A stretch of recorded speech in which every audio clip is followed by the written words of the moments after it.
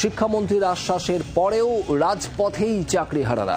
করুণাময়ী আচার্য সদনের সামনে চাকরিহারারা রয়েছেন সারা রাত। আচার্য ভবনের সামনে অবস্থান করেন চাকরিহারারা। ধর্মতলা ওয়াই চ্যানেলেও বিক্ষোভ চাকরিহারাদের। অন্যদিকে আচার্য ভবনের সামনে অনশন চালিয়ে যাচ্ছেন 3 আন্দোলনকারী চাকরিহারা। আচার্য সদনের সামনে থেকে ছবি তুলে ধরেছেন আমাদের প্রতিনিধি বিক্রম দাস, দেখাবো।